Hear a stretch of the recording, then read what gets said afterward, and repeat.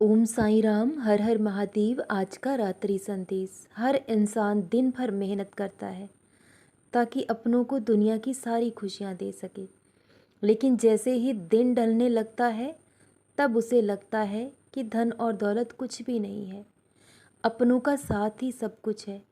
क्योंकि उस समय इंसान को अपनों से मिलने की चाहत होती है, एक बेचैनी होती है और उसे लगता है कि काश कोई आए और जल्दी से उसे उसके घर पहुंचा दे। क्योंकि इंसान का आना जाना लगा रहता है, वो मेहमान की तरह घर में आता है जाता है, कभी अपने घर परिवार को समय नहीं दे पाता। क्योंकि अगर मेहनत नहीं करेगा तो उनको खुश कैसे रख पाएगा, उनकी ज़रूरतों को कैसे पूरा कर पाएगा। दिन भर मेहनत करते हो और शाम को जब पूरी तरह से थक जाते हो, हार जाते हो, जब अपने घर में आते हो तो अपनों को देखकर सारी थकान भूल जाते हो। एक सुकून इंसान को ऐसा मिलता है जो पूरी दुनिया में कहीं नहीं मिल सकता, जो अपनों के साथ ही मिलता है। माना कि रूखी सूखी खाकर पेट भरते हो, लेकिन तृप्ति की डकारें आती हैं, क्योंकि वो ईश्वर आप पर कृपा करते हैं। उन्होंने आपको सब्र और संतोष दिया है। माना कि ज़मीन पर बिस्तर लगता है, लेकिन वो मखमल के गद्दे से कम नहीं है, क्योंकि आप उस धरती पर लेटकर भी एक सुकून की नींद लेते हो। अपने लोग, अपना परिवार अपने साथ है। एक तरफ आपकी पत्नी है और दूसरी तरफ आपके बच्चे हैं, तो उनको अपने करीब देखकर सारी थकान भूल जाते हो। एक सुकून इंसान को मिलता है जिसके सामने दुनिया की सारी धन दौलत फीकी है। क्योंकि जिस सुकून की तलाश में हम दिन भर भटकते हैं वो हमें अपनों से मिलता है, वो कहीं और नहीं मिल सकता। और वहीं दूसरी तरफ जिस इंसान के पास धन और दौलत की कमी भी नहीं है, वो मखमल के बिस्तर पर सोता है, लेकिन फिर भी उसकी आंखें खुली की खुली हैं। इस दिमाग में चक्की चल रही है उधेड़ बुन की, जो उसे पूरी रात भर सोने नहीं देती। उसके पास लाख धन सही, लेकिन वो अपने लिए नींद नहीं खरीद सकता।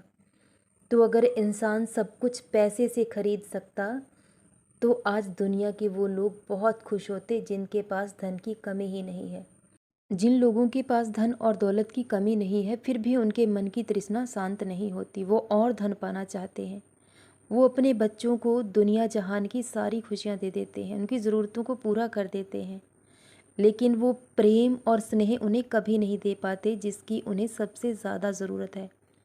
वक्त उन्हें कभी नहीं दे पाते। उनके पास अपने बच्चों की पसंद नापसंद जानने का भी वक्त नहीं होता। तो कुछ लोग बड़ी आसानी से कहते हैं कि बड़े बाप की बिगड़ी औलाद है। तो इसमें उन मासूम बच्चों का क्या दोष है? जो उन्होंने पाया है वो वही दूसरों को दे सकते हैं। जिन्हें कभी अपनों का प्रेम मिला ही नहीं, तो वो प्रेम की परिभाषा क्या जाने। उन मासूम बच्चों का कोई दोष नहीं होता, दोषी होते हैं तो माता पिता। भले ही आप अपने बच्चे को धन दौलत मत दीजिए, लेकिन उसे अच्छे संस्कार दीजिए, अच्छी परवरिश दीजिए, उसे इतना काबिल बना दीजिए कि वो अपनी ज़रूरतों को पूरा करने के लिए धन तो खुद ही कमा सकता है, लेकिन बिना ज्ञान और संस्कार के दिया हुआ धन आपके बच्चे का विनाश का कारण बन सकता है। तो जिसके जिम्मेदार वो मासूम बच्चा नहीं है, उसके माता पिता हैं, जो बिना सोचे समझे और बिना सही गलत का ज्ञान दिए अपने बच्चों को धन देते हैं, क्योंकि धन उन बच्चों के विनाश का कारण बन जाता है। बच्चे कच्ची मिट्टी की तरह होते हैं, जिस रंग में हम उन्हें रंगते हैं उसी रंग में रंग जाते हैं। जो वो देखते हैं, वो जो सीखते हैं वही अपने जीवन में अपनाते हैं। इसलिए अपने बच्चों को अगर आप धन दौलत नहीं भी दे पाए तो कभी दुखी मत होइएगा। अगर आपने अपने बच्चों को अच्छे संस्कार दिए हैं, अच्छी शिक्षा दी है, अच्छी परवरिश दी है और काबिल बनाया है, तो वो अपनी ज़रूरतों को पूरा करने के लिए धन खुद कमा लेंगे। तो आप अनुमान लगा सकते हैं कि संसार में सबसे ज़्यादा सुखी कौन है। अगर आपके घर में 2 समय की रोटी बनती है और आपको अच्छी नींद आती है, आपकी काया निरोगी है और अपनों का साथ आपके साथ है, तो आप किसी राजा महाराजा से कम नहीं हैं। आप इस दुनिया के सबसे अमीर इंसान हैं। तो खुद को कभी गरीब नहीं समझना। लेकिन जिस इंसान के पास धन और दौलत की कमी ही नहीं है, लेकिन फिर भी उसे कहीं सुकून नहीं है, धन और दौलत से इंसान कभी अपने दुख को बेच नहीं सकता और अपने लिए खुशियाँ खरीद नहीं सकता। जब इंसान का शरीर ही साथ नहीं देता तो धन भी उसके किसी काम नहीं आता। तो आप खुद अनुमान लगा सकते हैं कि सच्चा सुख कहाँ है, धन दौलत में है या अपनों के साथ है। अगर आपके पास अपनों का साथ है और आपके घर में 2 समय का भोजन बनता है, कोई भी आपके दरवाजे पर आए तो भूखे पेट ना जाए, आप इतने सक्षम हो, तो आप दुनिया के सबसे अमीर इंसान हो। हर हालात में उस ईश्वर का शुक्रिया अदा करते रहें, क्योंकि वो जो भी कर रहे हैं हमारी भलाई के लिए कर रहे हैं और जो हो रहा है हमारी भलाई के लिए हो रहा है। तो हर हालात में उस ईश्वर का शुक्रिया अदा करते रहें, तो आपके जीवन में कभी दुख आएगा ही नहीं।